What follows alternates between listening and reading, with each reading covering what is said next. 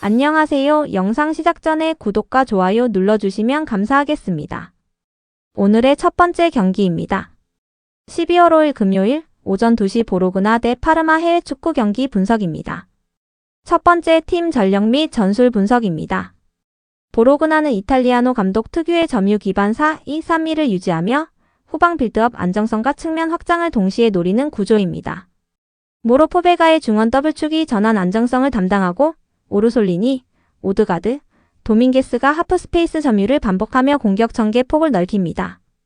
최근 경기력은 점유율 유지 능력과 압박 회피가 안정적이며 홈원정 모두 수비 조직이 무너지는 구간이 적은 편입니다. 반면 파르마는 쿠에스타 감독의 3-5-2로 미드필더 라인의 활동량을 기반으로 빠른 전진과 직선적 역습을 중시합니다. 수비 블록은 안정적이지만 빌드업 정교함은 떨어지며 경기 흐름이 상대 점유에 따라 흔들리는 경향이 있습니다. 두 번째 핵심 선수 및 결장 이슈입니다. 보로그나는 카스트로의 마무리 능력과 오르솔리니의 사이드 돌파, 도밍게스의 이선 전개가 핵심 축입니다. 특히 오르솔리니의 1대1 돌파는 상대 300 상대로 돌파구가 될 가능성이 큽니다. 다만 프롤러, 스코롭스키, 비틱 등 주요 자원이 부상으로 이탈해 로테이션 폭이 좁아졌고 특정 구간에서 수비 집중력이 흔들릴 여지는 있습니다. 파르마는 벨리지, 쿠트론의 투톱의 움직임과 베르나베의 중원 조율이 공격 전개 핵심입니다. 하지만 오리스타니오, 베네딕자크 등 교체 옵션은 많아도 수비진의 부상이 지속되어 후방 안정성은 완전치 않습니다.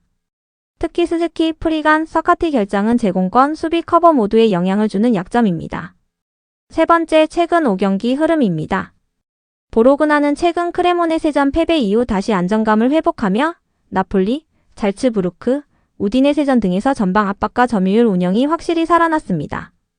특히 강팀 상대로도 경기 주도권을 가져올 만큼 공수 균형이 좋아졌고 실점 억제력도 꾸준히 유지되고 있습니다.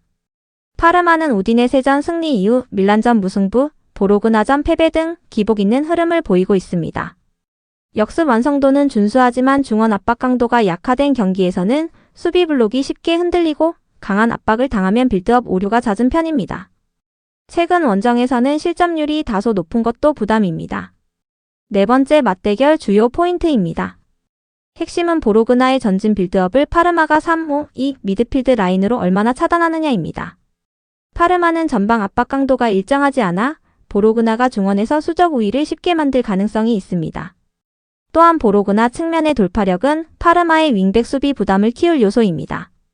반대로 파르마는 커트론의 벨리지의 침투와 공중볼에서 강점을 가지고 있어 보로그나 수비라인 전환 속도가 느려지는 순간을 노릴 전망입니다. 세트피스에서의 제공권 싸움 역시 승부를 가를 변수이며 보로그나가 이를 제어할 수 있다면 경기 흐름을 안정적으로 주도할 가능성이 큽니다. 다섯 번째 예상 결과입니다. 보로그나는 최근 전개 속도, 점유 조절, 전방 압박 모두 안정적이며 이선의 창의성과 측면 돌파가 경기 주도권을 쥘 가능성이 높습니다. 반면 파르마는 역습 한 방은 있지만 중원 장악력이 떨어지고 수비 부상 이슈가 겹쳐 안정성이 부족한 상황입니다. 전반적인 경기 흐름과 공격 점유는 보로그나가 가져갈 가능성이 더 크며 파르마는 역습 상황에서 제한적인 기회만 노릴 전망입니다. 예상 스코어는 보로그나 2-0 파르마 또는 보로그나 2-1 파르마로 보로그나 우세가 전망됩니다. 두 번째 경기입니다. 12월 5일 금요일 오전 5시 라치오 대 밀란 해외 축구 경기 분석입니다. 첫 번째 팀 전력 및 전술 분석입니다. 라치오는 사리 감독 특유의 점유 기반 4-3-3을 유지하며 후방 빌드업 안정성과 중원 구조적 우위를 활용하는 방식이 지속되고 있습니다. 귄두지 베치노바식 중원은 활동량과 압박 회피 능력이 균형적으로 갖춰져 있으며 이삭센, 자카니가 하프스페이스 침투로 전진 전개를 완성합니다. 최근 경기력은 수비 전환에서의 집중력이 좋아지고 있으며 라인 간격 유지가 안정적이라는 특징이 있습니다. 반면 밀란은 알레그리 감독의 3-5-2 구조를 통해 수비 안정성과 빠른 전진 패스를 강조하는 전술을 구사합니다. 라인 간격을 좁히는 블록 운영이 강점이지만 공격 전개는 레앙 콩쿠의 개인 창의성에 다소 의존하는 편입니다. 두 번째 핵심 선수 및 결장 이슈입니다. 라치오는 디아의 마무리 능력, 자카니의 좌측 공간 창출, 이삭센의 직선적 돌파가 공격 전개의 핵심입니다. 또한 귄두지는 볼 배급 능력과 이선 압박 조율에서 중요한 역할을 수행합니다. 다만 카탈디, 로벨라, 칸첼리에리 등 중원, 공격진 결장이 겹쳐 로테이션 폭이 넓지 않고 특정 구간에서 전환 속도가 떨어질 위험도 존재합니다. 밀란은 레앙, 은콩쿠 투톱의 침투와 라비오, 포파나의 중원 장악력이 핵심 축입니다. 하지만 플리식, 히메네스, 에스투피냐 등 공격 및 측면 수비 자원 부재가 이어지고 있어 전체적인 스쿼드 안정성은 완전하지 않습니다. 특히 300중 외곽을 담당할 풀백 자원의 부재는 수비 폭 유지에 부담이 되는 요소입니다. 세 번째, 최근 5경기 흐름입니다. 라치오는 레체, 칼리아리전 연승 이후 인테르전 패배 등 기복이 있었지만 전체적으로 수비 안정성은 준수하며 실점 억제력이 개선된 흐름을 보이고 있습니다. 특히 홈에서는 점유율 유지 능력과 빌드업 정확도가 높아 경기 주도권을 안정적으로 가져오는 경기가 많습니다. 밀란은 인테르전 승리 이후 파르마전 무승부, 로마전 승리 등으로 최근 5경기에서 꾸준히 결과를 만들어내고 있습니다. 다만 일부 경기에서는 공격 전개가 단조로워 무득점 흐름이 나타났고 강한 압박을 받을 때 중원 전개가 막히면서 빌드업이 비효율적으로 변하는 경향이 있습니다. 원정에서는 실점률이 다소 올라가는 구간도 보여 부담 요인이 됩니다. 네 번째, 맞대결 주요 포인트입니다. 핵심은 라치오의 점유 기반 전개를 밀란이 3-5-2 미드필드 블록으로 얼마나 차단할 수 있느냐입니다. 밀란은 중원 압박 강도가 일정하지 않아 라치오가 좌우 하프 스페이스에서 수적 우위를 쉽게 만들 가능성이 있습니다. 특히 자카니 펠레그리니 라인의 좌측 조합은 밀란 우측 수비에 지속적인 부담을 줄 수 있는 매치업입니다. 반대로 밀란은 레앙은 콩쿠의 1대1 돌파와 공간 침투에서 강점을 가지므로 라치오 수비 라인의 전환 속도가 늦어지는 순간을 적극적으로 노릴 전망입니다. 또한 세트피스에서의 제공권 싸움에서도 양팀 힘의 차이가 뚜렷하게 나타날 수 있어 승부의 흐름을 좌우할 핵심 변수가 될 가능성이 큽니다. 다섯 번째, 예상 결과입니다. 라치오는 점유 조절, 빌드업 안정성, 측면 전개에서 경기 주도권을 쥘 가능성이 높고 공격 전개의 연계성이 좋아 밀란보다 일관된 흐름을 만들어낼 전망입니다. 반면 밀란은 역습 파괴력은 존재하지만 중원 완성도와 측면 수비 라인의 부재가 겹쳐 안정성이 떨어지는 상황입니다. 전체적인 경기 흐름과 점유 주도권은 라치오가 가져갈 확률이 높으며 밀란은 레앙, 은콩쿠의 개인 기량 중심에 제한된 찬스를 노릴 가능성이 큽니다. 예상 스코어는 라치오 1대0 밀란 또는 라치오 2대1 밀란으로 라치오 우세가 전망됩니다. 세 번째 경기입니다. 12월 5일 금요일 오전 5시 맨체스터 유나이티드 대 웨스트햄 해외 축구 경기 분석입니다. 첫 번째, 팀 전력 및 전술 분석입니다. 맨체스터 유나이티드는 아모린 감독 체제에서 3-4-2-1 전환형 시스템을 유지하며 후방 300 중심의 빌드업과 좌우 윙백 확장을 통한 중앙 점유 확보가 전술 핵심입니다. 데리우트 요로쇼의 300은 라인 간격 유지와 전진 패스 모두 안정적이며 중원에서는 카세미로, 페르난데스가 전개와 압박 균형을 담당합니다. 특히 암라바트 대신 카세미루를 활용하며 중원 내 압박 저항성을 높이는 방향이 최근 기조입니다.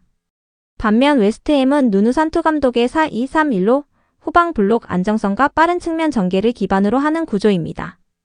기에르메 보엔 윌슨의 측면, 중앙 조합이 직선적 침투를 반복하며 수비에서는 토디보 마브로파노스 중심으로 수비 라인 안정성이 돋보입니다.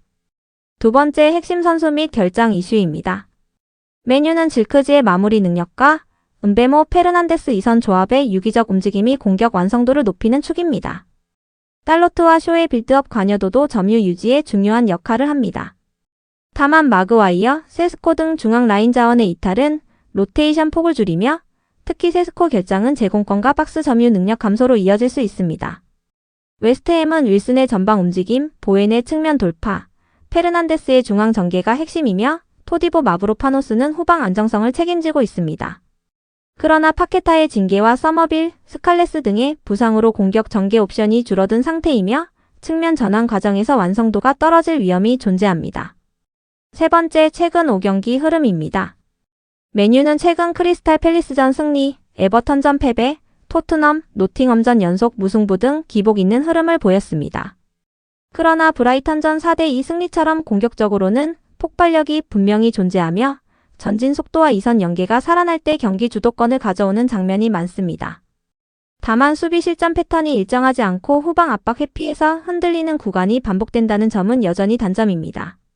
웨스트햄은 최근 리버풀전 패배 이후 본머스전 무승부, 벌리 뉴캐슬전 연승 등 상승 흐름을 만들고 있습니다. 특히 공격 쪽에서 득점 루트가 다양해진 모습이며 홈원정 모두에서 최소 이득점 경기가 늘었다는 점이 특징입니다. 하지만 수비 전개에서는 간헐적 실수가 잦아 실점 위험은 남아 있습니다. 네 번째 맞대결 주요 포인트입니다. 핵심은 메뉴의 3-4-2-1 빌드업을 웨스트햄이 4-2-3-1 미드필드 블록으로 얼마나 끊어낼 수 있느냐입니다. 웨스트햄은 중원 압박 강도가 일정하지 않아 메뉴가 브루노 마운트 은벤부 조합으로 중앙 하프 스페이스에서 수적 우위를 쉽게 만들 가능성이 있습니다. 또한 달로트의 오른쪽 빌드업 가담은 웨스트햄 좌측 수비에 부담을 줄 요소입니다. 반대로 웨스트햄은 보엔, 기에르메의 측면 침투와 윌슨의 포스트 플레이를 통해 메뉴 300자와 공간을 노릴 전망입니다.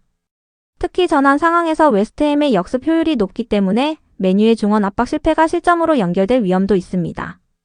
세트피스 역시 웨스트햄이 우위인 영역이라 경기의 균형을 흔들 핵심 변수가 될 수 있습니다. 다섯 번째 예상 결과입니다. 메뉴는 2선 연계, 점유 조절, 빌드업 안정성에서 웨스트햄보다 구조적 우위를 가질 가능성이 높으며 홈 경기라는 점도 공격 전개에서 긍정적 요소입니다. 반면 웨스트햄은 역습 위력과 보엔 중심의 측면 파괴력은 여전히 강점이지만 파케타 이탈과 중원 수비 커버 불안이 존재해 경기 전체 안정성은 메뉴보다 떨어지는 상황입니다. 전체적인 경기 흐름은 메뉴가 점유, 공격 주도권을 가져가며 웨스트햄은 전환 한 방을 노리는 양상으로 흘러갈 전망입니다. 예상 스코어는 메뉴 2대1 웨스트햄 또는 메뉴 1대1 웨스트햄으로 메뉴 우세가 조금 더 높아 보입니다. 오늘 분석 내용과 조합들은 댓글 링크를 통해 무료로 받아보실 수 있습니다. 여러분의 구독과 좋아요는 저에게 큰 힘이 되며 알림 설정을 해두시면 매일 업데이트되는 경기 분석을 바로 확인하실 수 있습니다. 감사합니다.